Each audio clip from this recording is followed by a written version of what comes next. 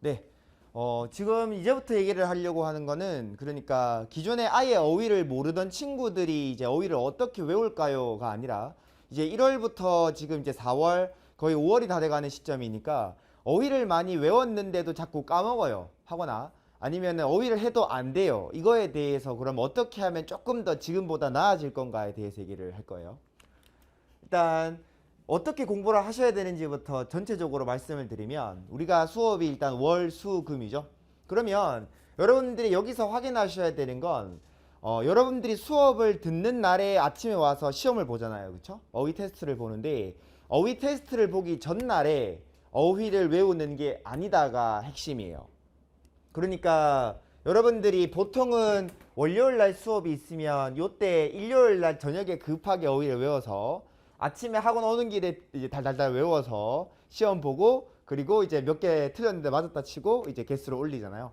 근데 여기서 문제가 되는 게 여러분들이 직전 날에 보고 그 전에도 보고 시험을 보게 되면 여러분들이 제대로 아는 건지 모르는 건지가 분간이 안 되는 상태로 암기를 하게 돼요.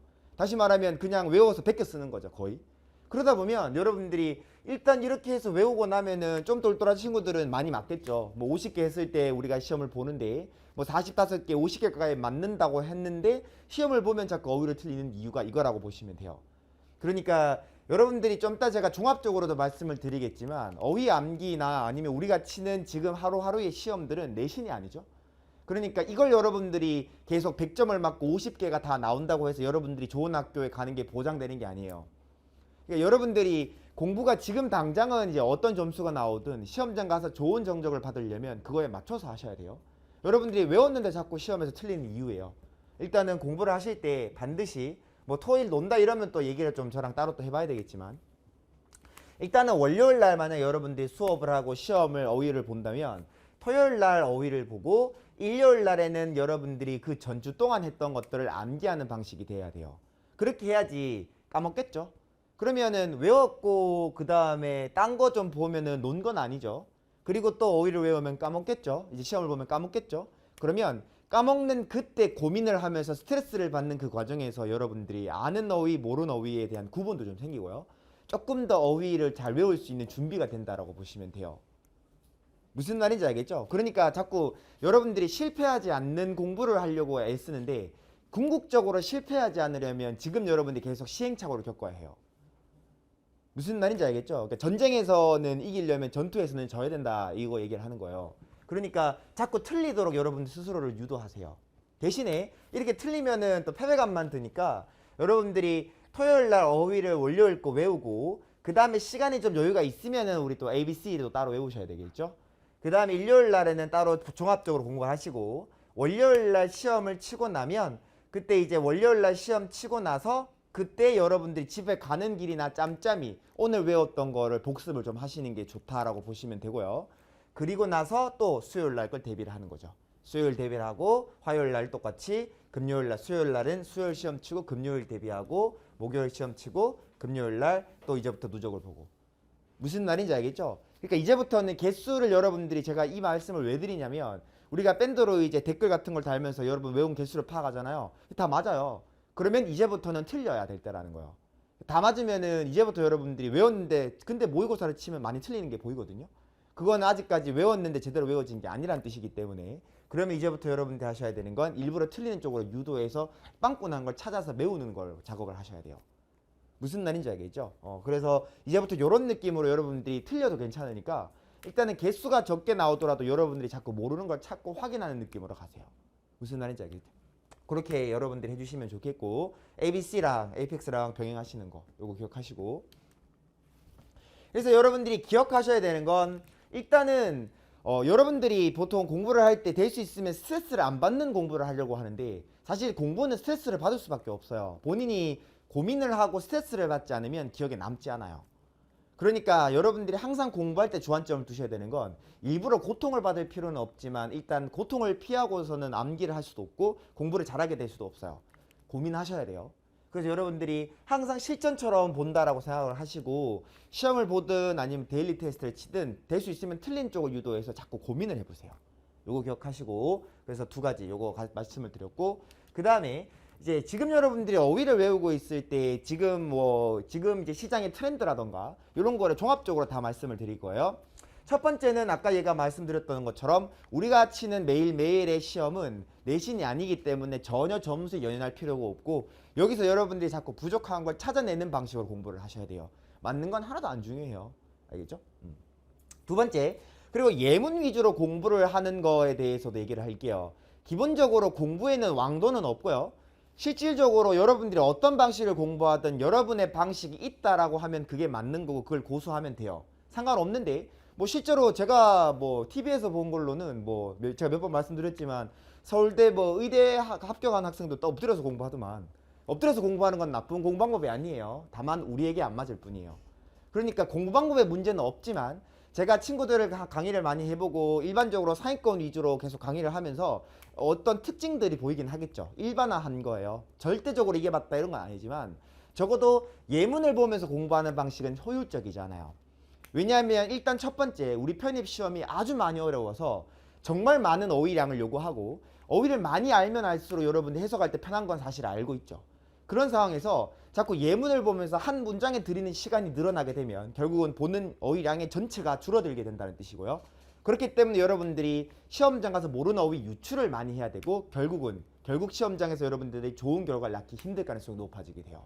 왜냐하면 우리 시험이 어떻게 치는 거냐면, 오늘 예를 들어서 아침에 중대 시험을 치면 이제 그 다음에 같은 날에 한양대 시험을 치러 가는 경우도 있고요. 또 오늘 우리가 중대 시험 치고 내일 한양대 시험 치러 가는 경우도 있고요. 시험이 연달아 몰려있는 상황이기 때문에 여러분들이 정신 에너지를 댈 수 있으면 낭비를 하지 않으면 않을수록 좋은데, 여러분들이 자꾸 예문을 암기하고 고민해서 문제를 푸는 방식으로 자꾸 집중을 하게 되면 결국 시험장 가서 지치게 돼요. 무슨 말인지 알겠죠? 그래서 어휘는 될 수 있으면 무조건 많이 암기하는 게 최고고요. 그리고 두 번째, 예문의 문제는 뭐냐면, 이 예문을 발췌할 때 이제 이 예문의 지문 전체에 맥락이 녹아들어 있는 상태에서 예문이 발췌가 돼야 되는데, 그냥 단어 자체에만 초점을 맞추기 때문에 예문이 딱 문장만 읽을 때 이해가 안 되는 예문이 엄청 많아요. 다시 말하면 어떤 교재를 보든 예문을 일단 넣게 되면은 그 자체가 구색은 맞춰질 수 있는데 그게 실질적으로 여러분들 읽어도 이해 안 되는 게 꽤 많아요. 그렇기 때문에 결론적으로 보면은 사실 크게 비효율적이라는 거죠. 예문을 봐도 그건 사실 해석 연습하는 거랑 상관이 없는 거죠. 그래서 도움이 안 되고요. 그 다음에 그렇게 해도 암기하는 총량이 적어지니까 결국 다른 사람보단 불리하게 되고요. 그럼 이걸 대안할 수 있는 방법은 뭐냐? 사전을 열심히 찾는 거죠. 사전은 바로 인터넷에서 검색하면 되니까. 그래서 여러분들이 어휘는 최대한 많이 외우고 애매해진 어휘는 사전을 찾는 방식으로 공부를 하셔야 가장 효율적이에요. 효과적이고요. 무슨 말인지 알겠죠? 이거 기억하시고, 그 다음에 두 번째는 이제 어원과 관련된 거예요. 요즘에 시장 트렌드가 어원 중심으로 공부를 하는 방법이 지금 또 유행을 하고 있어요. 지금 그게 좀 옛날 유행하던 방식이었는데 한 10년 전쯤에 유행하던 방식이거든요. 돌잖아요. 다시 돌아오더라고요. 신기해요. 보니까 진짜로 10년 주기인 것 같아. 딱 이제 2009년 10년쯤 그때 막 미친 듯이 유행을 했거든요. 어원 학습 방식이. 근데 싹 사라졌다가 지금 다시 부활을 해서 막 온통 너도 나도 전부 다 어원을 강의하고 있는데, 근데 중요한 건 어원 학습이라는 거는 일단 이걸 했을 때 합격에 도움이 되면 당연히 하는 게 맞아요. 근데 일단 결론적으로 말씀드리면 어원으로 모든 어휘를 다 설명할 수 없어요. 다시 말하면 원칙을 세워놓고 그거에 예외가 없어야 문제를 풀 텐데, 그걸로 관련된 예외가 너무 많기 때문에 이건 온전하게 다 믿을 수 없는 방식이라는 게 첫 번째 문제예요. 두 번째는 어원을 중심으로 여러분들 학습을 하게 되면 결국은 또 어떻게 해요? 엮어서 생각하고 되고 자꾸 어휘 하나만 들여다보게 되다 보니까 결국은 어휘 암기하는 총량이 줄어들게 돼요. 결국은 여러분들이 노력은 엄청나게 하는데 효율은 안 나게 되는 거죠. 그러니까 어떤 느낌이냐면, 내가 수업을 듣고 있고 내가 시험은 잘 치고 있는데 데일리는 잘 치고 있는데 모의고사를 보면 점수가 안 나온 이유가 되는 거죠. 그러면 점점 본인 스스로한테 일단 자신감도 없어지고 점점 안 좋은 방향으로 가게 돼요. 그러니까 지금 보고 있는 이 세 가지 특징들은 어떤 경우냐면, 강조를 하게 되면 결국은 본인 자체도 어휘하는 암기량이 줄어드는 결과가 된다는 거죠. 요걸 기억하시고, 여러분들이 제가 말씀드렸지만 최대한 어휘는 많이 암기하시고 많은 내용을 읽고 많은 사전을 찾으면서 계속 여러분들이 습관화하셔야 돼요. 어휘는 공부한다기보다는 습관이에요. 안 외우면 까먹고요. 계속 보셔야 돼요. 알겠죠? 요거 기억하시고, 그 다음에 퀴즐렛에 대한 거예요. 이것도 같은 맥락인데, 이제 여러분들이 아무래도 뭐 시대의 흐름이 바뀌다 보니까 글을 읽는 시대가 아니죠. 지금은 그림을 보고 영상을 보는 시대다 보니까 글 읽기를 싫어해요. 그러다 보니까 나타나는 특성이에요. 퀴즐렛은 일단 아주 좋은 학습 도구인 건 맞아요. 근데 문제가 뭐냐면 여러분들이 지금 보고 있는 시험은 컴퓨터로 보는 시험이 아니죠. 글쓰기고 글읽기란 말이죠. 글을 읽는 시험인데 자꾸 여러분들이 화면을 통해서 이제 어휘를 암기하는 걸 하게 되면 결국 시험장 가서 좀 이질감이 생기게 된다 보시면 돼요. 얘는 아주 좋은 학습 도구인 건 맞아요. 정말 좋은 학습 도구인 건 맞는데 이걸 어휘 암기할 때 기준이 되면 안 돼요. 어휘 암기는 사전을 찾고 그리고 어휘 교재를 보면서 암기를 하셔야 되고 얘는 짬짬이 시간 날 때 지하철 기다릴 때 카톡 좀 그만하고 이걸 하시라는 거야. 무슨 말인지 알겠죠? 이것도 여러분들이 고민하기 싫어하는 여러분들의 습성이 반영된 결과물이라고 보시면 돼요. 나쁜 건 아니죠. 그건 시대의 흐름이니까. 과거와 지금이 차이가 있을 뿐 그건 나쁘다 할 수는 없는데 확실한 건 현행의 시험은 과거를 기반으로 하고 있다는 걸 기억하셔야 돼요. 그렇기 때문에 여러분들이 좀 힘들더라도 종이로 된 걸 보시는 게 가장 좋고요. 얘는 언제까지나 여러분들이 곁들여서 활용하는 용도로 사용하시는 게 중요하다. 이렇게 보시면 돼요. 이게 여러분들이 외웠는데 잘 안 된다라고 느껴지는 이유를 설명드리기도 했고 그리고 이게 요즘에 현재 어휘 암기에 대한 세태죠. 요즘 유행에 대한 시대에 대한 저의 판단이라고 보시면 돼요. 그렇게 해서 여러분들이 맞춰서 공부를 잘 하시면 될 것 같고요. 결론은 무한 반복이죠. 언어는 습관이에요. 학문이 아니고요. 학문처럼 접근하면 안 돼요. 습관이에요. 매일 보면 돼요. 여러분들이 어휘가 안 외워지는 이유는 많이 안 봤기 때문이고요. 적어도 외웠는데 잘 안 외워진다라고 좌절하기 전에 여러분들이 어휘를 몇 회독했는지를 기억해 보셔야 돼요. 몇 회독했는지 물어봤을 때 몇 회독했다고 자신 있게 대답하잖아요. 그러면 몇 회독을 안 한 거예요. 왜냐하면 어휘가 암기될 때쯤에는 내가 회독수를 세는 게 의미가 없어지는 때가 오거든요. 그때가 어휘가 암기된 때예요. 저 5회독 했어요. 이러면 덜 외운 거예요. 10회독도 마찬가지예요. 외우다 보면 외우는 게 암기하는 회독수를 세는 게 의미가 없어지는 때가 와요. 그때까지 하시면 어휘 문제는 저절로 사라지고요. 보통 다들 좌절을 겪지만 그 문제가 어느 정도 사라지는 기점이 7월, 8월쯤이라고 보시면 돼요. 그때쯤 되면 그냥 기계적으로 암기를 할 수 있게 된다는 거. 그거 감안하시면 되고요. 그렇지만 중요한 결론은 뭐냐면 여러분들은 어휘를 다 암기하지 못하고 시험장에 가요. 여러분들이 지금 보고 있는 에이펙스 복화도 양이 많잖아요. 근데 이제 5월달 되면 TMI 복화는 그거보다 더 두꺼워요. 그거보다 더 두꺼운 관용어도 나오고요. 그거보다 더 어려운 해일 복화도 있고요. 나중에 학교별로 어휘 하면은 그거는 글자 포인트가 6인데 페이지가 400쪽이 넘어요. 그러니까 어휘책이 계속 있어요. 그러니까 다 엄청나게 많은 어휘가 있고 다 외울 수 없고 심지어 소름 돋는 건 에이펙스도 다 못 외우고 들어가요. 지금 보고 있는 에이펙스는 3월 달에 보기 시작했으면 12월 달까지면 9개월을 보는 거잖아요. 다 못 외워요. 외우고 들고 가 실컷 1년 동안 공부를 하고 외우면서 시험장을 가는데 보면서 또 까먹은 단어가 나와요. 그 차이가 있는 건 덜 까먹게 하는 거죠.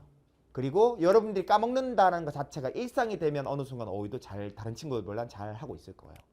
무슨 말인지 알겠죠? 그런 식으로 여러분들이 생각을 하셔서 어휘를 암기를 해주시고요. 지금은 아직까지는 완전 연초예요. 우리가 워낙 좀 빡세게 막 계속 시험 치고 이렇게 하다 보니까 이제 좀 스트레스를 받을 수는 있는데 근데 일단은 열심히 지금 다들 하고 있고 잘 하고 있으니까 그렇게 잘 하셔서 어휘 다시 한번 열심히 외워보셔야겠죠. 네, 여기까지 하겠습니다.